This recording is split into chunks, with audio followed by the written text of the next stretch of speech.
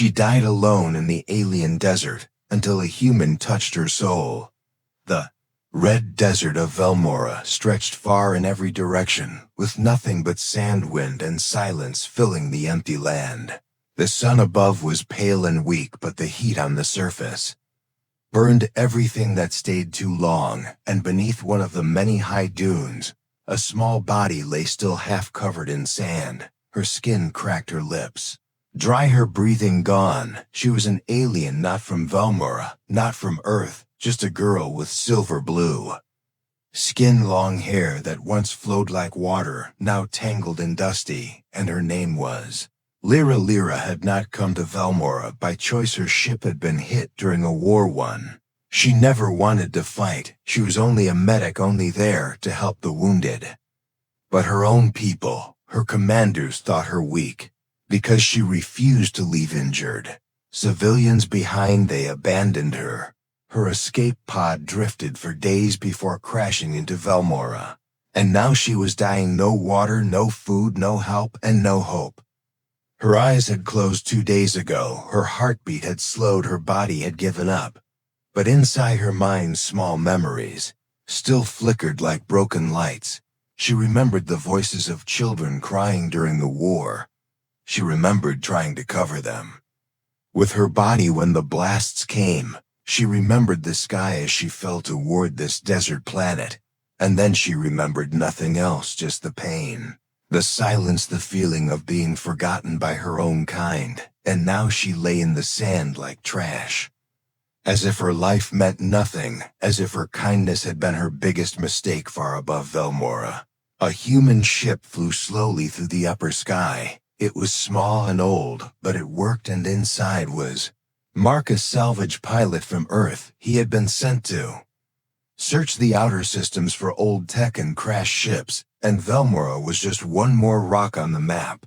His scanners were old, but they worked well enough to pick up strange signals, and that was when he noticed something odd in the middle of the desert. One tiny energy reading, so faint it was almost nothing, but it was there, and Mark, being the kind of man who followed his gut, decided to check. He landed the ship near the signal, climbed down into the heat, and looked out over the endless red sand. His boots crunched as he walked, scanning the area by hand. His visor showed nothing at first. Then he saw a small bump in the sand. Not a rock, not metal, just something out of place. He walked over slowly and bent down, brushing the sand with one hand, and then he froze. It was a hand, thin and cold, almost the same color as the sand, but not human, clearly alien. He dug faster, careful but quick. More of the body appeared, a face, a shoulder, a chest, and finally the full shape of a young girl. She looked dead, no breathing, no pulse, no sign of life, but her face was peaceful, as if she had accepted death long ago. Her eyes were closed, her hands resting by her side. Mark stood over her, thinking he should leave, call it in, report the body move on, but something about her stopped him. He saw the way her fingers were curled, just a little, like she had held onto something until the very end. Maybe hope, maybe a dream, maybe nothing at all, but it made him pause. He lifted her carefully and carried her to the ship, laying her on a soft pad in the med bay. He connected old medical tools, but they showed nothing. Flatline silence. No brain activity, no heartbeat. Still Mark sat beside her, unsure why he stayed. He spoke out loud, not expecting an answer. "I don't know who you are, but nobody deserves to die like that. Not alone, not forgotten." He checked again. Still no sign of life. He leaned close and whispered, "Maybe you can't hear me, but if you're still in there, fight your way back. I'll wait." Time past the med bay was quiet, except for the soft hum of the ship. Mark sat by her side, holding her hand. He didn't know her name, didn't know her story, but he refused to leave. He kept the room warm, gave her oxygen, cleaned the sand from her skin and hair. He remembered stories from Earth of people waking up after days, even weeks. Sometimes all they needed was a reason to come back, and maybe, just maybe, she had one too. Then something strange happened. He was cleaning her face when he saw a Tear not from his own eyes but from hers. One single tear rolled slowly down her cheek. He stared shocked, checking the monitors again, but they still showed no change, no heartbeat, no brain signal. Just that tear, silent and gentle like a whisper from her soul. He leaned closer and whispered again, "You're not dead, not while I'm here.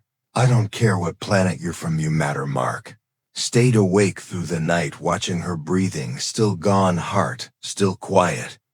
But that tear gave him hope. He didn't know what would happen next, but one thing was clear: he would not leave her in the dust.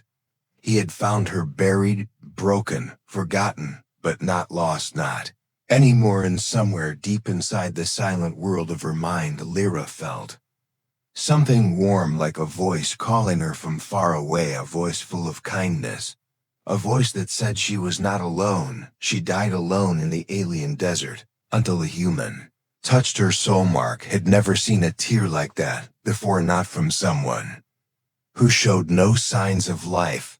It didn't make sense. According to the scanner, the girl was gone.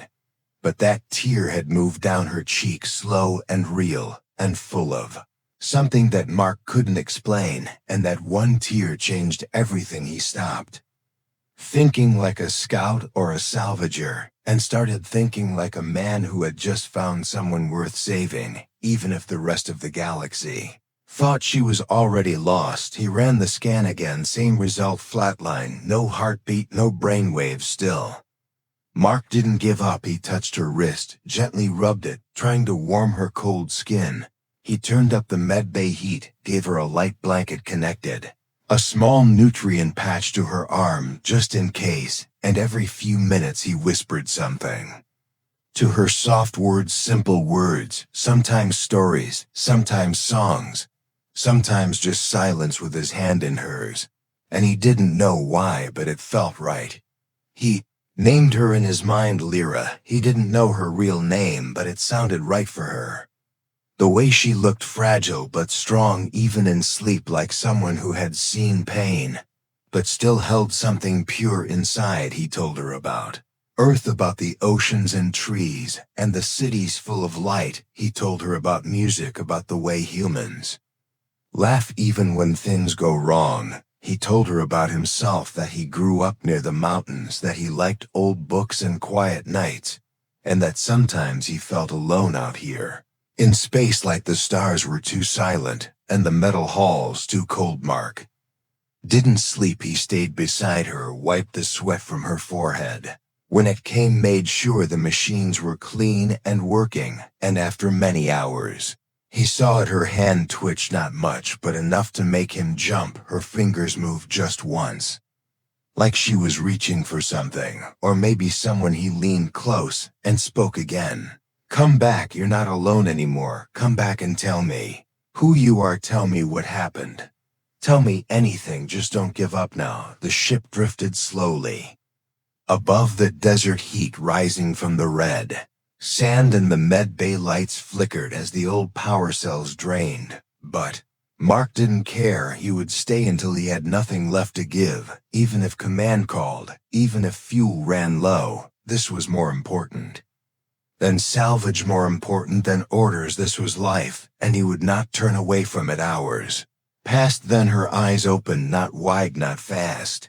Just a slow blink, as if light hurt her, and the first thing she saw was Mark, his face tired but calm, his eyes full of surprise and relief. She gasped, her breath shallow and broken.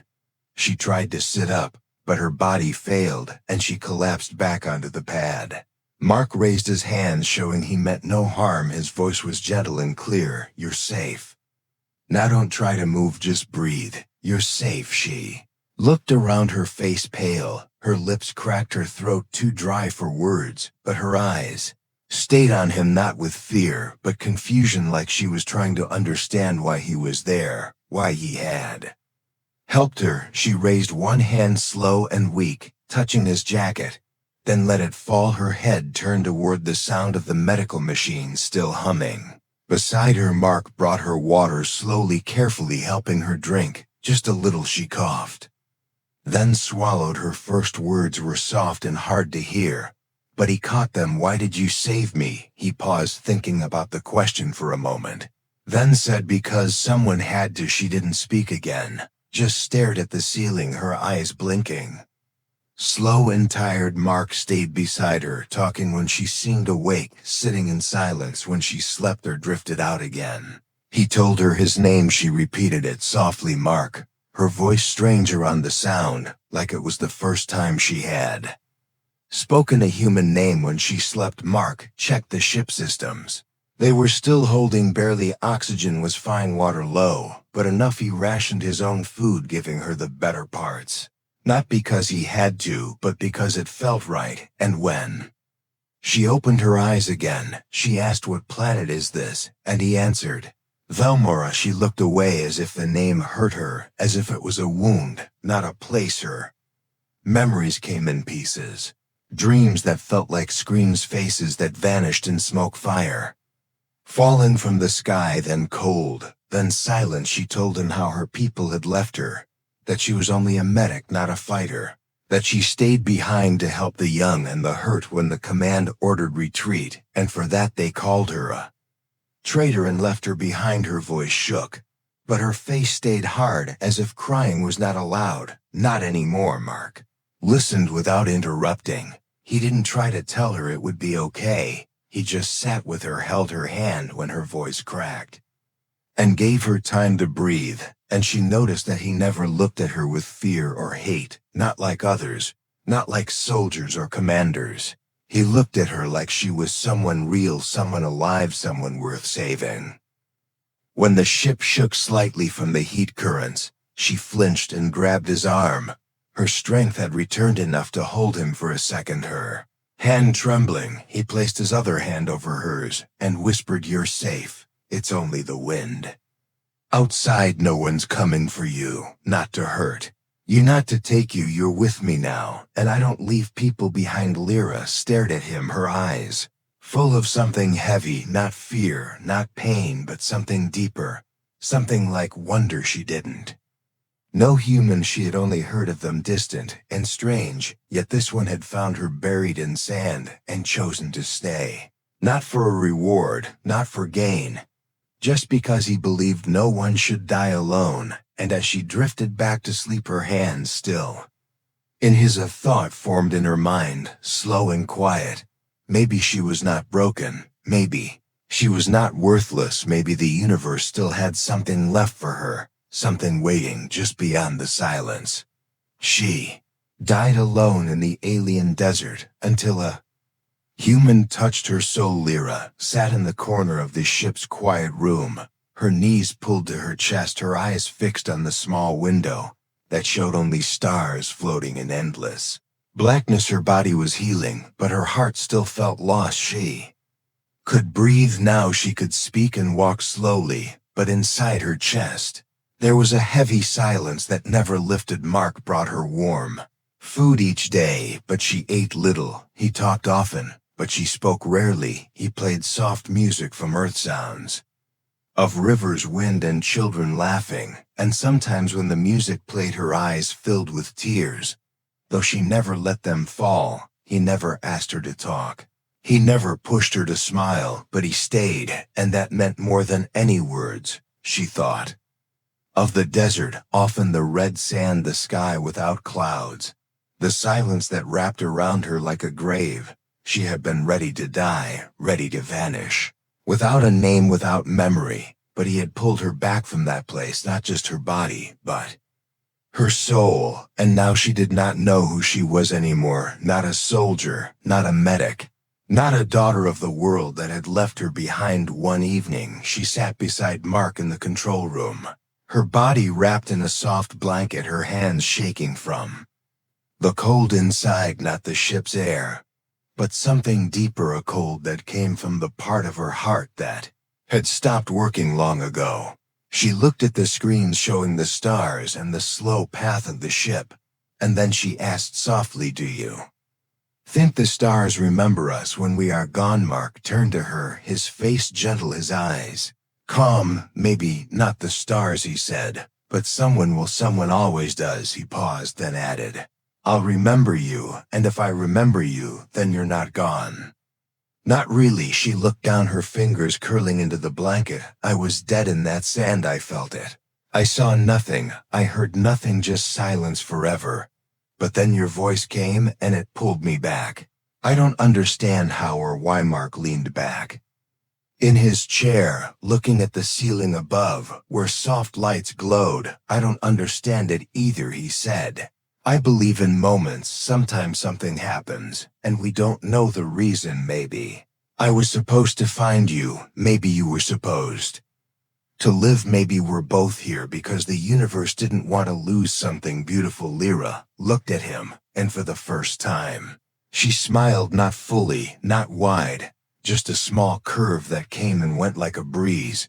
But it was real, and it warmed something inside her that had been frozen for a long time. Later that night she dreamed again.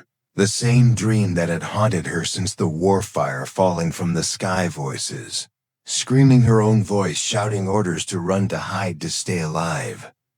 And then the moment when the ship left without her, her name not called, her signal not answered, her people flying away. While she lay bleeding beside a child who never opened his eyes again, she woke up sweating, her hands gripping the blanket, her body shaking in the dark. But Mark was already there, sitting beside her. Without a word, he handed her a warm drink and waited. She drank slowly, her breathing calming, her eyes staring at the floor. I tried to save them, she said, the children, the old ones, the ones who couldn't fight. I stayed behind to help, and they left me behind because they said I was weak, because I cared too much. Mark nodded and said softly, then I'm glad you cared, I'm glad you stayed, and I'm glad you're here now. You didn't die back there, Lyra. You're still here, and you still matter. She looked at him, tears in her eyes, not falling, just waiting.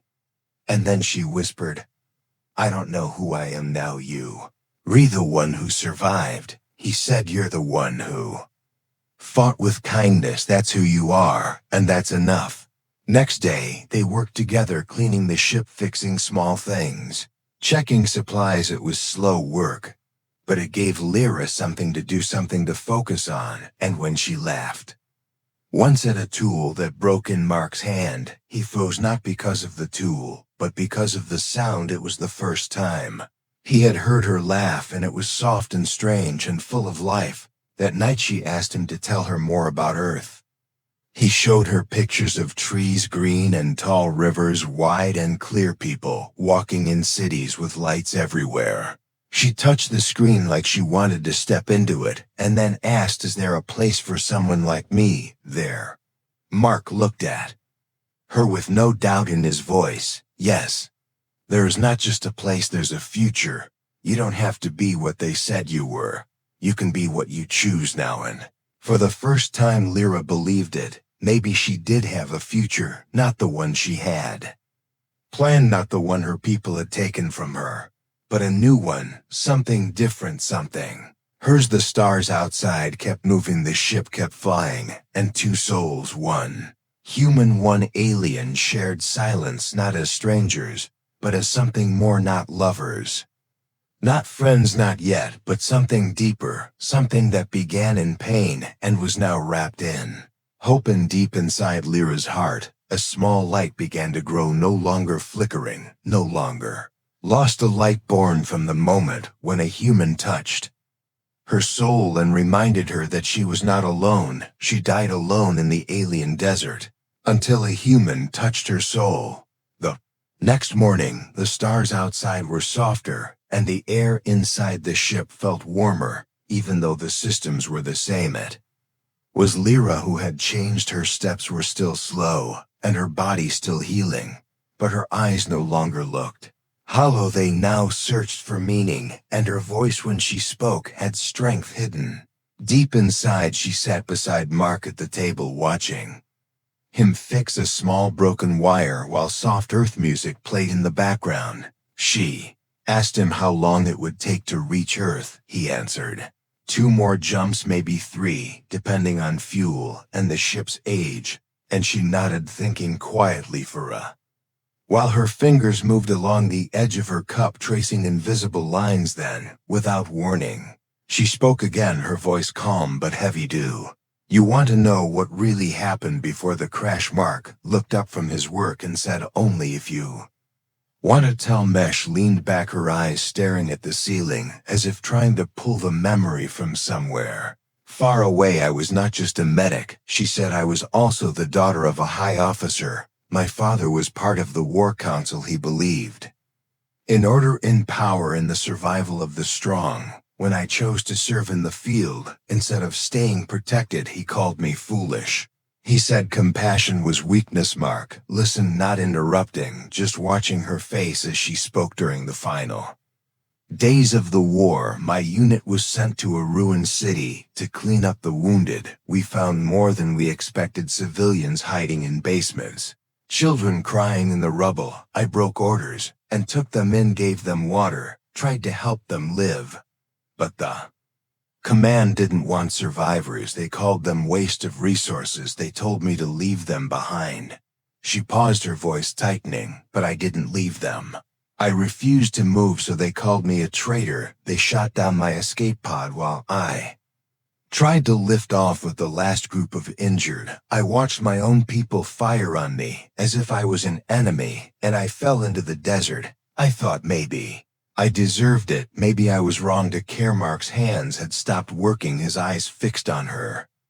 Not with pity, but with respect and quiet anger. Not at her, but at those who had left her. "You were not wrong," he said softly. "You were brave. You did what was right, even when it hurt." Lyra looked at him, her eyes wet, but she did not cry. "I have never told anyone this before, not even the ones I tried to save before the crash. I thought I had failed them, and that I thought I had failed myself." "You didn't fail anyone," Mark said. "You were just surrounded by the wrong people. Now you're not. Now you're with someone who sees you for what you truly are."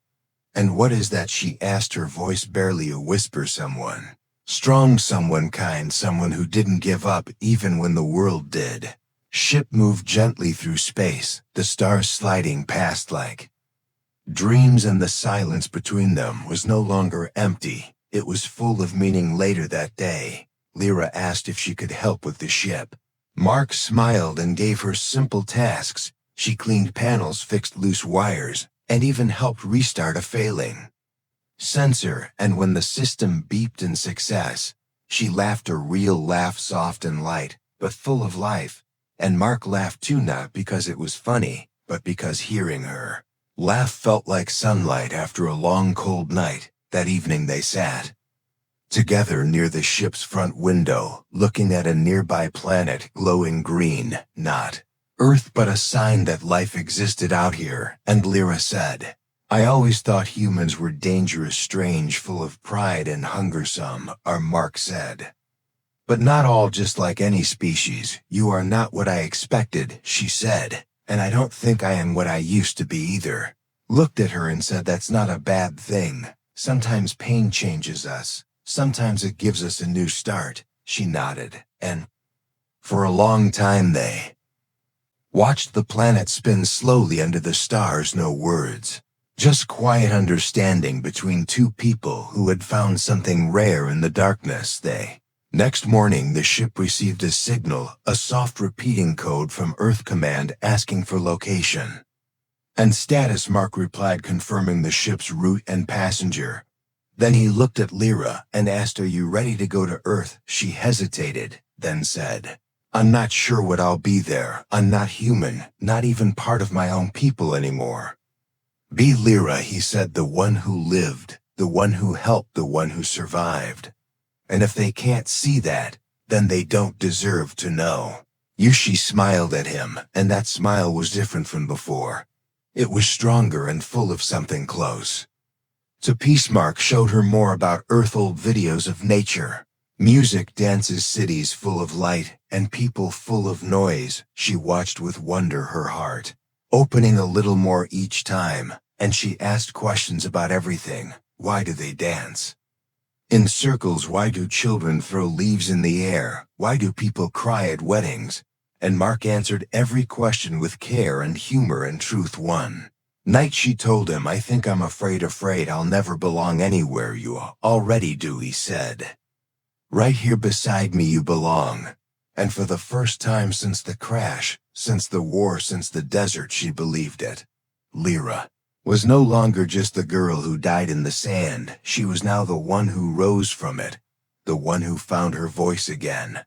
And as Earth grew closer in the distance, her heart beat steady and full with hope, and with the quiet strength of someone who had learned what it meant to truly live. She died alone in the alien desert until a human touched her soul. The planet Earth grew larger on the ship's screen, its blue ocean spinning slowly, its clouds soft and white like feathers in the sky. Lyra stood beside Mark, watching silently, her eyes full of questions, her heart beating a little faster. She had seen Earth in pictures, she had heard stories about it, but now it was real, now it was waiting, and she was not sure what would happen next. Mark looked at her and saw the worry behind her quiet face. He gently touched her shoulder and said, "You don't have to be afraid. You're not going there alone. I'll be with you every step." Lyra nodded slowly, but her hands stayed tight at her sides. Her mind filled with thoughts. Will they accept me? Will they fear me? Will they send me away? I am not one of them, and I am not one of my own kind anymore. I am something in between, lost in the middle of two worlds. The ship entered Earth's orbit, and the voice from control came through clear and calm. "Welcome home. Mark, please identify your passenger." Mark answered. "Her name is Lyra. She is with me. She's crew. She is not a threat, and she is not to be harmed. I take full responsibility for her." The voice paused, then replied, "Understood. Proceed to docking bay 3. Welcome back." Lyra looked at Mark, her voice soft. "What if they don't want me? What if they say I don't belong? Then we leave together," he said firmly. "If they don't see your worth, then they don't deserve you. I didn't save you to let someone else tear you down." The ship landed in a quiet corner of the port. Not many people around, only a few guards and 2 officers waiting. Mark stepped out first, holding up his ID, and then reached out his hand to Lyra, and she stepped out slowly, her feet touching earth for the first time. The air was different, softer, full of scent and sound and light, and her eyes blinked at the sun overhead. The officers looked at her, then at Mark, then back at her. One of them asked, "Is she stable? Is she safe?" And before Mark could answer, Lyra spoke for herself. "I am not a weapon. I am not here to harm. I only want a place to heal and live." The officers exchanged glances, then one of them nodded slowly. "You will be registered as a temporary guest. We will review your case, but for now you are free to move under escort. And Mark may sponsor you if he wishes. He already has," she said, and looked at Mark with a smile. Over the next few weeks, Lyra lived in a quiet area near the edge of the city, a small place where trees grew, and the sky was wide and clean. She walked through gardens, she listened to birds, she watched children play, and laughed at dogs chasing wind. She had never seen such joy in small things before, and every day Mark visited, bringing her books and food and questions about how she felt and what she dreamed of next. One evening, as they sat under the trees, she said softly, "I think I want to stay, not just here on Earth, but here in this moment with you, with the sky and the wind and the quiet." "Then stay," he said, and she leaned her head on his shoulder and closed her eyes. Soon, the story of the girl from the alien desert began to spread, not from her, but from those who met her, from the nurses who saw her kindness, from the teachers who heard her speak of peace, from the officials who saw her never once ask for pity, only for a chance. And soon she was no longer seen as a visitor, but as a voice, a bridge between two worlds. Mark and Lyra were invited to speak before the Earth Council to explain how she came to be here and why she mattered. And as she stood before them, her voice steady and clear, she said, "I am not here to warn you of danger.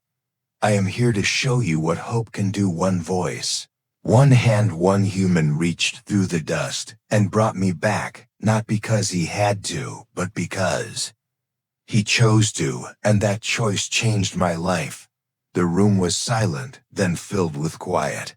Applause not loud, not forced, but real, and Lyra felt her heart rise for the first time. She believed she was not a mistake, she was not a ghost from a broken war. She was alive and she was home. In time she began to work with those who helped other refugees, not just from wars, but from planets that had fallen from people who had lost everything. She taught them how to breathe again, how to trust, how to live.